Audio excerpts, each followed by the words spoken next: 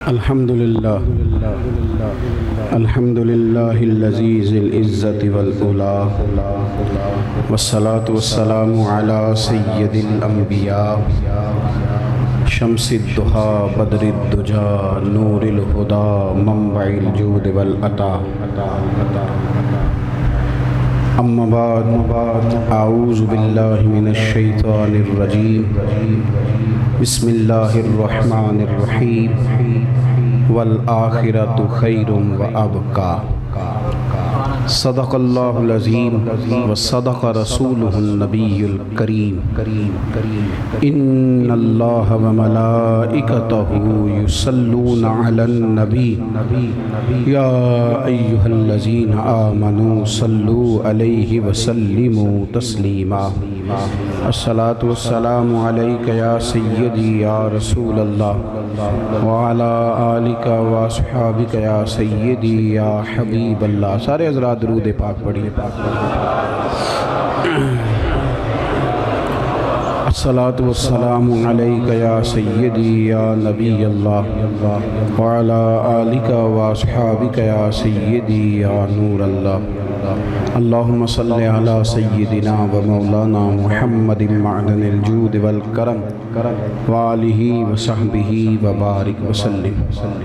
تمام تعریفیں حمد و ثنا اللہ تبارک و تعالیٰ کے لیے. درود و سلام نبی اکرم نور مجسم شفیع معظم آقا کل ختم رسول دانائے سبل احمد مجتبیٰ جناب حضرت محمد مصطفیٰ صلی اللہ تعالیٰ علیہ وسلم کی ذات والا صفات کے لیے حمد و صلات کے بعد ایک کو ذرا کم کریں. عزیز دوستو، بزرگوں اور بھائیوں، جناب قاری محمد حنیف قادری صاحب اور قاری فقیر محمد قادری صاحب علیہم الرحمہ کے اصال ثواب کی یہ تقریب ہے. اللہ تعالیٰ ہر دو حضرات کی قبروں کو نور سے بھرپور فرمائے. اللہ ان کے درجات کو بلندیاں عطا فرمائے. ہمارے ہاں دین کے معاملے میں لوگ جب بات سنتے ہیں تو کئی دفعہ یک طرفہ بات کو قبول. تھوڑا سا کھولیں، یہ پھٹنے لگی آواز. پریشان نہیں ہو، مجھ سے ڈرے نہیں، میں کچھ بھی نہیں کہتا. ساؤنڈ والے مولویوں نعت خوانوں سے بڑا ڈرتے ہیں. بہرحال جو عرض کر رہا ہوں، ہمارے ہاں یک طرفہ مزاج بنا لیا جاتا ہے اور پھر یک طرفہ ہی لوگ اس کو لے کے چلتے ہیں. ٹھیک ہے، ٹھیک ہو. تو یک طرفہ مزاج نہیں بنائیں، دین کے پورے مزاج کو سمجھیں اور پھر اس کو اپنا عقیدہ بنا لیں.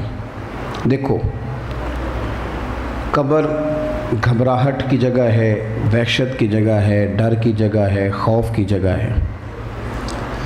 لیکن اس آدمی کے لیے جو اللہ کو ناراض کرے، اس آدمی کے لیے جو نبی کریم علیہ السلام کی نافرمانی کرے، ہر آدمی کے لیے قبر خوف کی جگہ نہیں ہے. اور آپ دیکھیں کہ جس بچے نے تیاری نہ کی ہو امتحان کی تو وہ ظاہر ہے کہ کمرہ امتحان میں بیٹھے گا تو گھبرائے گا ہی نا. لیکن جو تیاری کر کے جائے، جو رات کو جاگ کے جائے، جس نے کئی دنوں سے موبائل بند کر دیا ہوا ہے اور تیاری کر رہا ہے، تو وہ تو نہیں گھبراتا، بلکہ وہ تو بار بار اٹھتا ہے اور اٹھ کر کے ایک اور شیٹ لے کے آتا ہے، ساتھ لگاتا ہے. وہ تھوڑی گھبرائے گا. تو قبر خوف کی جگہ ہے. آپ لوگ بیٹھ جائیں جی جہاں جگہ ملتی. اللہ جزائے خیر. انتظام بھی مکمل ہے جی. اب سب ٹھیک ہے ماشاء اللہ تعالیٰ. جو بغیر نعروں کے خطیب ہوں ان کی تقریر بیٹھ کے سننی چاہیے. تو آپ مہربانی کریں، اب سب ٹھیک ہے، تشریف رکھیں. اور ایسا نہ ہو کہ آپ کو سیدھا سودھا کرتے ہی جلسہ ختم ہو جائے، کیونکہ ہم تھوڑی سی تقریر کرنے والے لوگ ہیں. میرے بھائی، ہر بندے کے لیے قبر خوف کا، وحشت کا، ڈر کا مقام نہیں ہے. اس کو سمجھ لیں اچھے طریقے سے. میں نے کہہ دیا کہ ہے خوف کا مقام، لیکن اس شخص کے لیے جس شخص نے اللہ کو ناراض کیا، جس نے دین کی مخالفت کی، جو سر عام دروازوں اور چوکوں میں کھڑے ہو کے کہنے لگا جی وہ دور اور تھا جی، یہ دور اور ہے، جس نے سر عام اعلانیہ کہا اعلانیہ جس نے کہا کہ میرے پاس نہیں ٹائم نماز پڑھنے کا، ٹائم ہی نہیں ملتا جی، یہ بہت بڑی جرت ہے۔ مجھ سے کہے میرا کوئی مرید یا شاگرد کہ آپ کے پاس آنے کا ٹائم نہیں، تو میں کہتا ہوں تو موج کر۔ ہم ڈائریکٹ اللہ کو ہی کہہ دیتے ہیں نماز کا ٹائم نہیں، یعنی ڈائریکٹ ہی کہہ دیا، سوچے ہی نہیں کتنا بڑا سخت جملہ بول دیا۔ میرے عزیز، یہ ان لوگوں کے لیے قبر خوف کی جگہ ہے، ان لوگوں کے لیے قبر اذیت کی جگہ ہے، ان لوگوں کے لیے قبر ایک بڑا خوفناک منظر ہے۔ لیکن جس بندے نے اپنی چڑھتی جوانی مدینے والے رسول کے نام کر دی، جس کو اس کی اماں نے بھی کہا کہ ابھی تیری داڑھی کی عمر نہیں، تو اس نے کہا عمر میں نے عمر دیکھنی ہے یا محمد عربی کی رضا دیکھنی ہے؟ جس کو سب نے کہا کہ تم کس دور میں کون سا سودا بیچنے نکلا ہے، یہ تو وہ دور ہی نہیں، تو اس نے کہا تمہارا خیال ہے کہ دور اور ہوتے ہیں، وہ دور بھی میرے نبی کا تھا، یہ بھی میرے نبی کا ہے، قیامت تک سارے زمانے مدینے والے رسول۔ اس بندے کے لیے قبر جو ہے وہ گھڑا نہیں ہے، کھڈا نہیں ہے اس بندے کے لیے جو اللہ رسول کی رضا پہ چلے، کھڈا نہیں، بلکہ نبی پاک علیہ السلام نے فرمایا قبر المومن روضۃ من ریاض الجنہ۔ فرمایا یہ جو مومن کی قبر ہوتی ہے نا، قبر یہ اوپر سے مٹی لگتی ہے، اوپر سے پھٹے ڈالیں، سلیٹیں ڈالی ہیں، اوپر سے مٹی ہے، لیکن حضور فرماتے ہیں کہ مومن کی قبر اندر کوئی گڑھا نہیں ہے، اندر تو باغ ہے، اندر ایک باغ لگا ہوا ہے، اندر کھجوریں ہیں، اندر درخت ہیں، اندر کنوں ہیں، اس کے اندر نہریں بہہ رہی ہیں، اس کے اندر اللہ تعالیٰ نے شراب طہور کی دودھ کی نہریں چلائیں، اندر باغ ہے۔ کون ہے جی آپ میں سے جس کو کہا جائے کہ اپنا کمرہ چھوڑ کے باغ میں جاؤ اور بندہ پریشان ہو جائے کہ میں نے باغ میں نہیں جانا؟ بھئی آپ کا جو کمرہ ہے، ہر ڈاکٹر کہہ رہا ہے، ہر طبیب کہہ رہا ہے کہ آپ جائیں اور جا کر کے کسی کھلی جگہ پہ رہیں، درختوں کے بیچ رہیں، آکسیجن کے بیچ رہیں، تو رسول کائنات علیہ السلام نے مومن سے کہا کہ تیری قبر جو ہے نا وہ قبر نہیں ہے، اس کو کھڈا نہ سمجھ، وہ جنت کے باغوں میں سے ایک۔ اور جنت کے بارے میں ایک حدیث سن لیں، بخاری مسلم میں ہے، نبی پاک علیہ السلام نے فرمایا جنت میں اللہ نے ایک تو ہے نا مثال دے کے حضور سمجھاتے، مثال دیتے، آج لوگ مثال دیتے ہیں کہ فلانے کا گھر اس طرح جس طرح محل ہوتا ہے، فلانے کا گھر اس طرح جس طرح قلعہ ہوتا ہے، فلانے کا گھر اس طرح جس طرح بہت بڑے نقش و نگار کی کوئی مرقع عمارت ہوتی ہے، لیکن حضور نے مثال ہی کوئی نہیں دی۔ فرمایا اللہ نے جنت میں تمہارے لیے وہ نعمتیں تیار کی ہیں نہ کسی کان نے سنی، نہ کسی آنکھ نے دیکھی، اور حضور فرماتے ہیں تم نے کبھی سوچا بھی نہیں ہوگا، بڑے بڑے دانشور، ادیب، شاعر، عالم، فاضل کبھی سوچا بھی نہیں ہوگا اللہ جنت میں تمہیں وہ نعمتیں عطا فرمائے گا۔ تو قبر میں جانے سے خوف تو اس بندے کو جس نے کچھ کیا نہیں، ورنہ اور قرآن مجید کی جو آیت میں نے پڑھی نا 30ویں پارے میں، اللہ فرماتے ہیں وَالْآخِرَةُ خَيْرٌ وَأَبْقَىٰ، فرمایا آخرت تمہارے لیے بہتر بھی ہے اور ہمیشہ باقی رہنے والی بھی۔ جو بندہ فل سکھی ہے نا دنیا میں، مکمل سکھ حاصل ہے، اسے کچھ بھی سکھ نہیں، سکھ تو اللہ کہتا ہے میں دوں گا تمہیں جب تم جنت میں آؤ گے۔ آخرت تمہارے لیے ایک شاندار چیز ہے، شاندار چیز۔ جب تک انسان دنیا میں آتا ہے نا تو پھر دنیا میں آنے کے بعد وہ ابا کی ذمہ داری ہوتا ہے، اماں کی ذمہ داری ہوتا ہے، یہاں آنے کے بعد پھر وہ ڈیوٹی ہوتی ہے دادا کی، چاچا کی، لیکن جب تک ماں کے پیٹ میں ہوتا ہے نا تب تک اللہ کریم اسے بندوں کے ذمے نہیں لگاتا۔ دنیا میں بھی اللہ کے ذمے ہی ہے، لیکن پھر بھی اللہ کچھ مجازی طور پر بندوں کی ذمہ داریاں، ڈیوٹیاں لگاتا ہے۔ تو جب تک بندہ ہوتا ہے نا ماں کے پیٹ میں تو خالصتاً اللہ جل وعلا کی وہ نگرانی میں ہوتا ہے۔ جب ماں کے پیٹ سے نکلتا ہے نا، ماں کے پیٹ سے نکلے، وہ انسان کا بچہ نہ بھی ہو، گدھے کا بھی ہو، پھر بھی بڑا ہی پیارا لگتا ہے، کیونکہ وہ اللہ تبارک و تعالیٰ نے اسے اپنے کرم سے رکھا ہوا۔ بچہ پھول لگتا ہے، پیارا لگتا ہے، میٹھا لگتا ہے۔ نہ تو ماں کے پیٹ کو کوئی ڈاکٹر بتا سکتے ہیں کہ آکسیجن کا ذریعہ کیا تھا، کچھ باتیں کرتے ہیں پر وہ سطحی ہیں، جو سمجھ میں آنے والی نہیں ہیں۔ لیکن میرے عزیز جو رب ماں کے پیٹ میں تجھے کھانا بھی دیتا رہا، پانی بھی دیتا رہا، حسن بھی دیتا رہا، وہ انشاءاللہ قبر میں بھی ساری چیزیں عطا فرمائے۔ تو قبر کا جو خوفناک منظر ہے نا ہمارے مزاجوں میں کہ پتہ نہیں وہاں کیا بنے گا، تو میں چھوڑ آیا ہوں تو پتہ نہیں کیا حالات ہوں گے، تو اندر پتہ نہیں کیا ماحول ہوگا۔ سنیں ایک حدیث، یہ ترمذی میں موجود ہے۔ حضرت انس بن مالک رضی اللہ تعالیٰ عنہ حدیث کے راوی ہیں۔ ساری حدیثوں میں 3 سوال ہی آئے ہیں، 3 سوال ہے، من ربو کا، ماں دینو کا، تیرا رب کون ہے تیرا، اور تیسرا سوال اچھی طرح سمجھ لیں، یہ ضروری سوال ہے، ما کنت تقول فی حق ھذا الرجل، یہ بتا کہ تو دنیا میں اس مدینے والے محبوب کے بارے میں کیا کہا کرتا تھا، تو کیا کہا۔ آپ ناراض نہ ہونا، میری جماعت کے لوگوں کو بھی اب بحث کا شوق ہو گیا ہے، یہ بھی اب بحث کرتے ہیں، صحیح حدیث مانگتے ہیں، یہ بھی اب انہوں نے بھی ترازو پکڑا ہے کہ حضور کو کتنا علم تھا کتنا نہیں تھا۔ یہ بتاؤ گے قبر میں کہ صبح شام پھٹے پہ بحث کرتے تھے کہ نبی پاک صلی اللہ علیہ وسلم کچھ دے سکتے ہیں کہ نہیں دے سکتے، ساری زندگی بحث میں گزار دینی ہے۔ پیار کب کرنا ہے، محبت کب کرنی ہے مدینے والے محبوب سے۔ اور غلام جو ہوتے ہیں نا، غلام بحث نہیں کرتے، غلام غلامی کرتے ہیں۔ غلام بحث نوکر کی تھے، تسی بولتے نہیں، لگتا ہے امیر بندے بیٹھے ہو، امیر بندے نوکر کا اللہ خوش رکھ۔ اور دیکھو کیا خوبصورت لفظ ہے، نوکر کی تھے۔ نخرہ تو ہوتا ہے ان لوگوں کا جو امیر ہوتے ہیں، نوکر کی تھے، نخرہ کی۔ نخرے والی کیا کہانی ہے، نبی کریم کا غلام اور صبح و شام بحث کرے اور روز بحث کرے، یہ بحثوں والا کام محبوب کے غلاموں کا نہیں، بالکل نہیں۔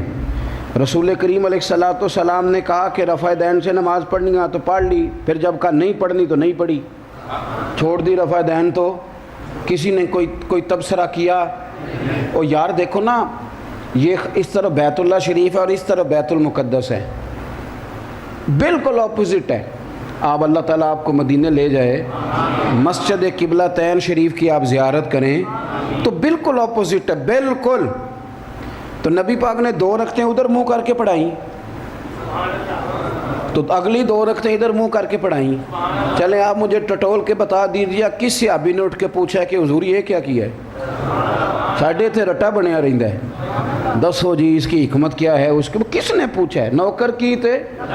غلاموں کا کیا کام ہوا کہ وہ بحث کریں؟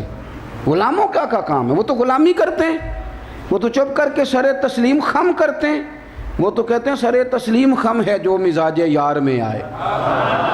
روز بحث ہوتی ہے، روز کوئی نہ کوئی، اور بیچارہ وہ بندہ جس کو بالکل حروف ابجد کا نہیں پتا، وہ بھی کہتا ہے مولانا یہ صحیح بخاری میں ہے۔ میں کہتا ہوں صحیح بخاری دیتی تیرے کو ایک لائن بھی نہیں پڑھی جاڑی، تو کیڑے کام لگے ہیں بھائیا، وہ بات کرنے والی کر، تو اعتبار کر، تو کس چکر میں غلام کیا کرتے ہیں؟ غلامی۔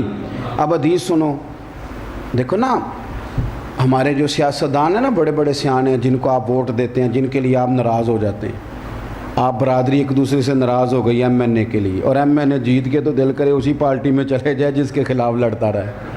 ہم بڑی سمجھدار قوم ہیں، ہم لڑائیاں کر کے بیٹھ جاتے ہیں، اور الیکشن آ جائے وہ کہنے میرے وہ گھر چل کے آ گیا ہے، وہ تو ریڑھی والے کو بھی جانا ہے الیکشن دے دینا ہے، اس کی تو مجبوری ہے، اس نے تو آنا تھا۔ یہ تو آپ کو عقل کرنی چاہیے تھی کہ میاں 5 سال تو کدھر تھا، تو کہاں سے آیا ہے؟ بہرحال بات لمبی ہو جائے گی۔ یہ جو آپ کے سیاستدان ہیں انہیں اپنی جماعت کے لیڈر کا نام بڑا اچھا لینا آتا ہے، شہید جمہوریت، قائد عوام، فلانا فلانا۔ آپ تجربہ کر لینا، ان کی تقریریں سن لینا، نبی کریم علیہ السلام کا نام اقدس لینا پڑ جائے انہیں مصیبت بن جاتی ہے۔ انہیں طریقہ ہی نہیں آتا حضور کا نام لینے کا، انہیں کیونکہ جو سارا دن کریں گے وہی ان کو آئے گا نا، اگر یہ حضور کی نعتیں پڑھنے کے قائل ہوتے۔ تو اعلیٰ حضرت بریلوی کہتے ہیں مجھ سے جب قبر میں پوچھا جائے گا نا کہ تو حضور کے بارے میں کیا کہا کرتا تھا، تو میں کہوں گا سرور کہوں کہ مالک و مولا کہوں، میں سرور کہوں کہ مالک و مولا کہوں تجھے، باغ خلیل کا گلے زیبا کہوں تجھے، تیرے تو وصف عیب تناہی سے ہیں بری۔ ذرا دیکھنا اتنا بڑا امام ہے، اور جب جملے ختم ہو جائیں تو پھر بندہ کہتا ہے تھے ان میں کراں کی، بات ختم ہو گئی، جملے ختم ہو گئے، لفظ ختم ہو گئے، تو کہنے لگے تیرے تو وصف عیب تناہی سے ہیں بری، حیران ہوں میرے شاہ میں کیا کیا کہوں تجھے، حیران ہوں میرے شاہ میں، اور پھر خود کہتے ہیں لیکن رضا نے ختم سخن اس پہ کر دیا، خالق کا بندہ خلق کا آقا کہوں تجھے۔ سویرے اٹھ کے نعت پڑھا کریں، اپنے بچوں کو نعت سنایا کریں۔ کوئی ضروری نہیں ہے کہ فیس بک پہ روز نئی فوٹو چڑھے گی تو آپ کو اجر ملے گا، آپ موبائل سے نکال کے تو نعت شریف سنائیں، نعت۔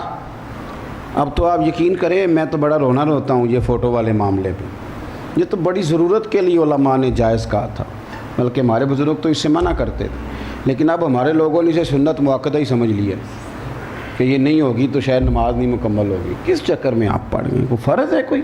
چھوڑیں آپ۔ بہرحال حضور فرماتے ہیں سوال پوچھے جائیں گے، اور ترمذی شریف کی جو حدیث میں حضرت انس بن مالک کی روایت سے عرض کر رہا ہوں، حضور فرماتے ہیں 3 سوال نہیں ہوگے، بس ایک ہی ہوگا۔ حضور وہ کیا؟ تو نبی پاک فرماتے ہیں بس میرے بارے میں پوچھا جائے گا، سوال جواب بھی کوئی نہیں، ختم ہو گئی بات۔ یہاں سے بات شروع ہوئی اور یہیں پہ بات، انہیں جانا انہیں مانا، نہ رکھا غیر سے کام، للہ الحمد میں دنیا سے۔ اور بلے شاہ بھی کہتے ہیں میرے عشق دے وچ مشکوک نہ ہو، نہیں نیت کدے خطا کیتی، تیری ہر ملاقاتی میں انج کیتی جی میں موسیٰ نال خدا کی۔ ایک تینوں رب بھی نہیں نہ کہہ سکیا، باقی تے ساری رسم ادا کی تھی۔ اور یہ سادی نے بھی کہا تھا بعد از خدا بزرگ توئی، قصہ مختصر، یہ سمجھ لیں۔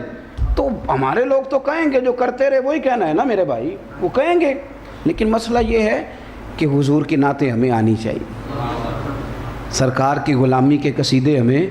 حضور فرماتے ہیں کہ سوال پوچھیں گے میرے بارے میں، تو جب وہ بندہ جواب دے دے گا نا کہ میرے آقا ہیں، تو سنو یہ ترمذی کی حدیث ہے، حضور فرماتے ہیں اس کی قبر 70 گز چوڑی کر دی جائے گی، 70 گز لمبی کر دی جائے گی، نور سے بھر دی جائے گی، جنت کا باغ بنا دی جائے گی۔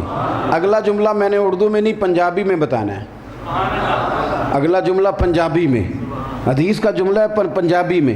حضور فرماتے ہیں جب یہ ساری نعمتیں اسے ملیں گی نا، یہ سرکار فرما رہے ہیں پر میں پنجابی میں عرض کرنے لگا ہوں۔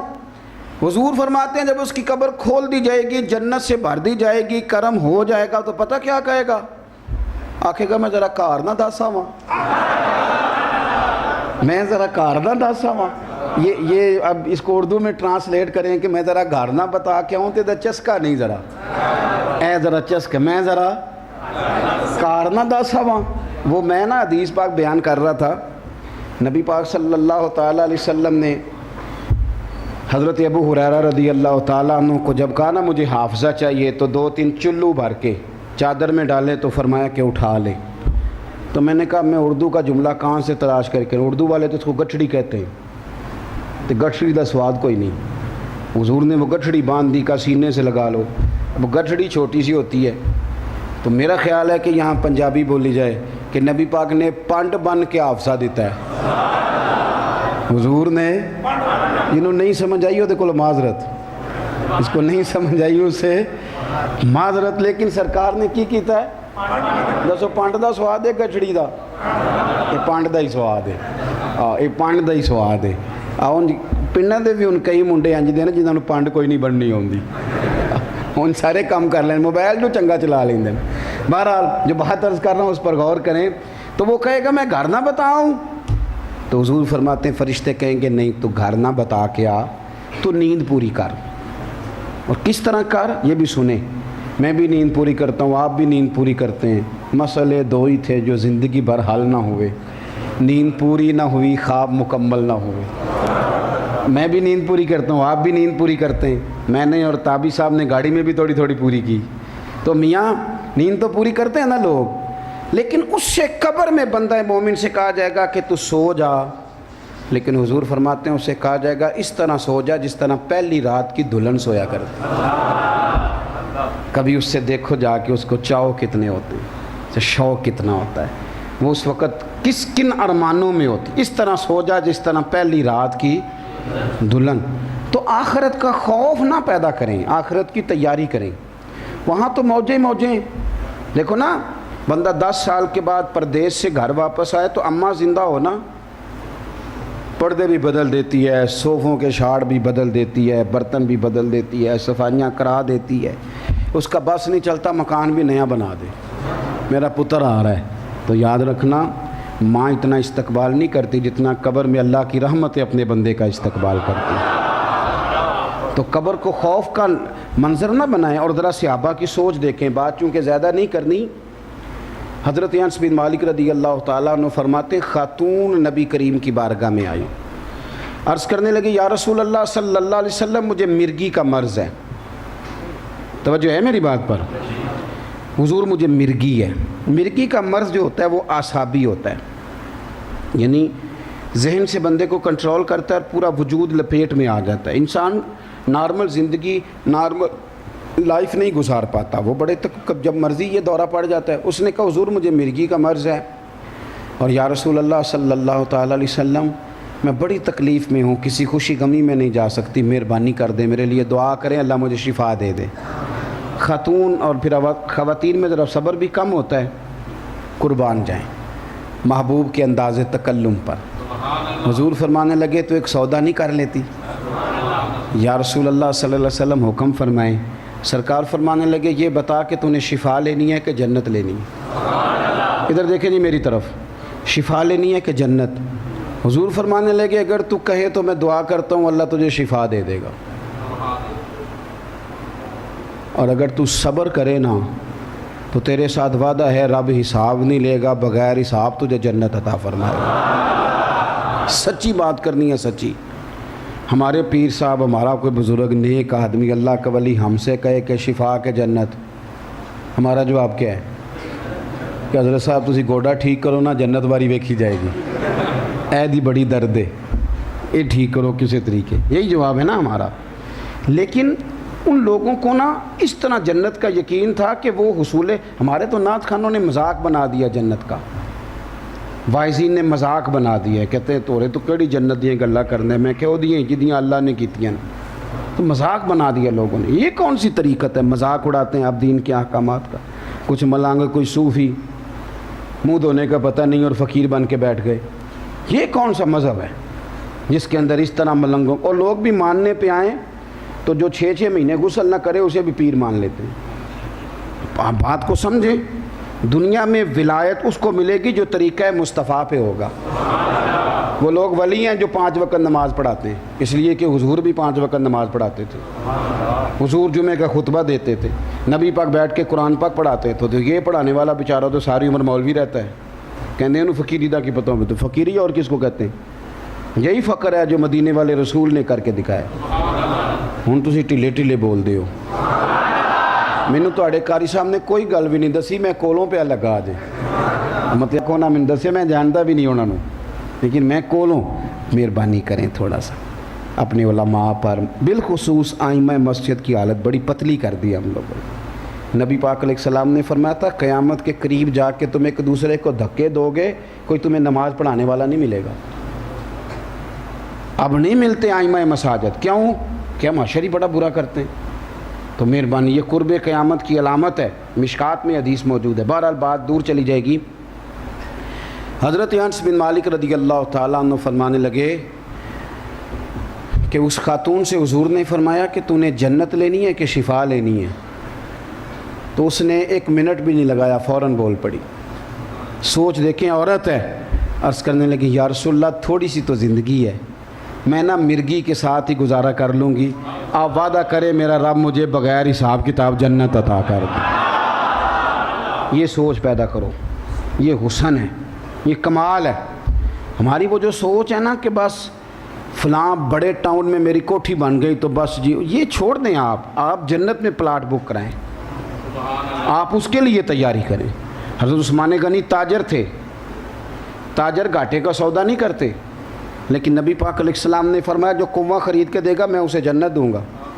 حضرت عثمان غنی کامیاب ترین تاجر ہیں، فرماتے ہیں مجھے اللہ نے کمال دیا، مٹی کو ہاتھ لگاتا ہوں رب سونا بنا دیتا ہے، لیکن کامیاب تاجر تھے۔ حضور نے فرمایا وہ کنواں، ایک میٹھے پانی کا کنواں، اور 500-600 دینار اس کی قیمت تھی صرف، حضرت سیدنا عثمان غنی رضی اللہ تعالیٰ عنہ گئے تو آپ کو پتہ ہے کہ یہ آج کل لوگ خرید رہے ہیں جانور قربانی کے لیے، تو کسی کے ڈیرے پہ جا کے پوچھیں کہ جناب یہ بھینسا، یہ کٹا، یہ بیل، یہ کتنے کا ہے؟ تو اگر زیادہ قیمت مانگ دو تو لوگ کہتے ہیں تو نے بیچنا ہی نہیں. یہی مطلب ہوتا ہے نا، قیمت اتنی مانگ لو کہ سامنے والا خریدے. حضرت عثمان غنی گئے اور آپ فرمانے لگے ایک دن پانی مسلمان پئیں گے، سارے لوگ پئیں گے، ایک دن تو بیچ لینا. پیسے کتنے؟ تو وہ یہودی کہتا میں نے چونکہ بیچنا ہی نہیں تھا تو میں نے کہا اتنے پیسے مانگو اتنے یہ چلے جائیں. تو میں نے کہا 5000 دینار، چیز 500 کی، 5000 دینار. چونکہ میں دینا ہی نہیں چاہ رہا تھا تو کوئی بیوقوف بھی بندہ نہیں تھا جو اتنا سامان مجھے دے گا مال. میں نے 5000 مانگا، قربان جاؤں. ان لوگوں کو یقین کامل تھا. یہ کہانیاں نہیں ہیں، یہ داستانیں نہیں، یہ وہ لوگ تھے جو مدینے والے رسول نے آسمان ہدایت کے ستارے بنا دیے. یہ حقیقتیں، ان حقیقتوں کو سمجھ لو. حضرت عثمان غنی رضی اللہ تعالیٰ نے جیب میں ہاتھ ڈالا، 5000 دینار رکھے، رکھ کے فرمانے لگے تو نے اپنی حیثیت کے مطابق مانگا ہے، ورنہ مجھے تو میرے نبی نے کہا تھا جنت ملے گی، میں 40000 دینار لے کے آیا تھا. میں اپنی حیثیت کے مطابق تو نے مانگا ہے، پتہ ہی نہیں ہے کہ مجھے مل کیا رہا ہے اس کے مقابلے، مجھے اپنی اوقات کے مطابق مانگا ہے. تو کبھی منہ کھول کے مانگتا میں تو ہر چیز تجھے دینے کو تیار. تو جنت کا بھی تو کو پلاٹ بک کرا ہے نا. آپ یقین کریں ہمارا دادا بھی اسی دوڑ میں تھا کہ مکان بن جائے، بچے پال جائیں، پھر ابا بھی اسی دوڑ میں اور ہم بھی اسی دوڑ میں ہی ہیں.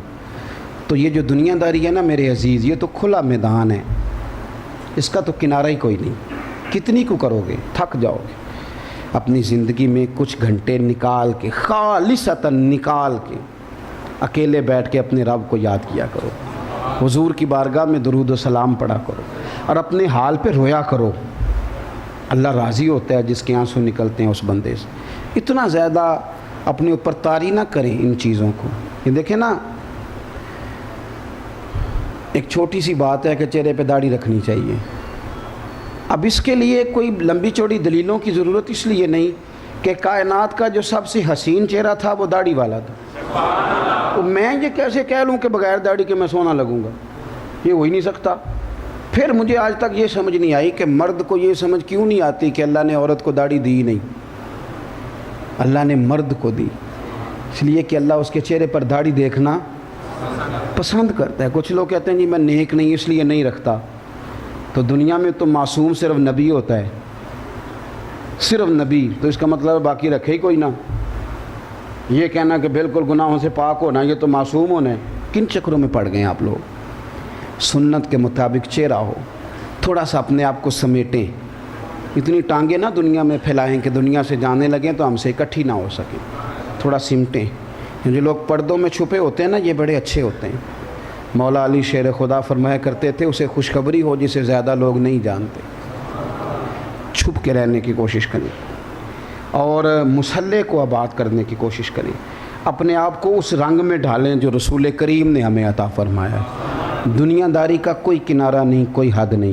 اور اللہ کے محبوب علیہ الصلاۃ والسلام فرماتے ہیں کہ یہ بخاری ہے، فرمایا تیری زبان سے تو ایک جملہ کبھی خیر والا نکل جائے اور رب کو پسند آ جائے تو ایک جملے کی برکت سے رب تجھے جنت عطا کر دے گا. تو میرے عزیز مہربانی فرمائیں، اپنے حال پہ رحم کھائیں. یہ دور زیادہ باتیں کرنا کا ہے. آپ جس کو چھیڑیں گے وہ مفتی نکلے گا، جس سے بات کریں گے وہ لیکچرار اور پروفیسر ہی نکلے گا. عمل کس نے کرنا ہے؟ ہم تو سارے تقریریں کر رہے ہیں. چھوڑیں، اب کیلو کال سے باہر آئیں، مستی اور حال کا سفر کریں، اپنے آپ کو سمیٹیں. ایک بات آپ سے آخر میں یہ عرض کرنی ہے جو بڑی ضروری ہے، اس پر آپ نے توجہ دینی ہے. اگر آپ کسی کا بھلا نہیں نہ کر سکتے تو تکلیف دینی بند کر دیں. آپ یقین کریں کہ صرف اتنے جملے اگر بیٹا باپ سے کہہ دیتا ہے کہ ابا جی دور بدل گیا تو انہوں کی پتہ ہوگی، تو اس نے نا باپ کا کلیجہ چیر کے رکھ دیا. تھوڑا سا خیال کریں اپنے بزرگوں کا، اپنے بڑوں کا، اپنے محلے کا تھوڑا سا خیال کریں. یہ برادریزم کو تھوڑا سا نیچے لائیں. یہ تکلفات جو اتنے پیدا کر لی ہیں یہ تھوڑا سا. اور میں بس ہاتھ نہیں باندھ رہا آپ کے سامنے، باقی پوری عاجزی کر رہا ہوں. خدا را ایک دوسرے کی غیبت بالکل بند کر دیں. ہم نے کوئی بندہ اچھا چھوڑا ہی نہیں. آپ آج کسی کے سامنے بیٹھ کے میرے خلاف باتیں کرنی شروع کر دیں, وہ مجھے ملا بھی نہ ہو, صرف وہ خلاف باتیں سن کے تو میں ملوں گا تو اس کا سلام لینے کو دل نہیں کرے گا. لیکن آپ کسی کے سامنے بیٹھ کے تعریف کریں بندہ بڑا اچھا ہے تو وہ دوڑے گا, پیر چومنے کو بھی دوڑے گا. ہم لوگوں نے نا نفرتوں کو فروغ دیا. ہم نے تلاش کی ہے کہ کوئی کمزوری کسی کی ملے.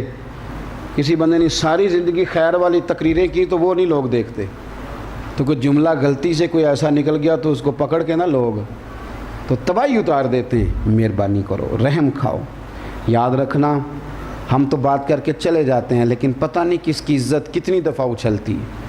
جھوٹ بولتے ہیں, بہتان ترازی کرتے ہیں. پیار بانٹیں, محبت تقسیم کریں, اور جب لوگ بڑے غصے میں ہوں تو تب انہیں ٹھنڈا ماحول دینے کی کوشش کریں, سکون فراہم کریں. یاد رکھنا اگر کوئی آپ کی وجہ سے سکھ کی نیند سو گیا نا تو میرا رب آپ کو بڑی ٹھنڈی نیند عطا فرمائے گا.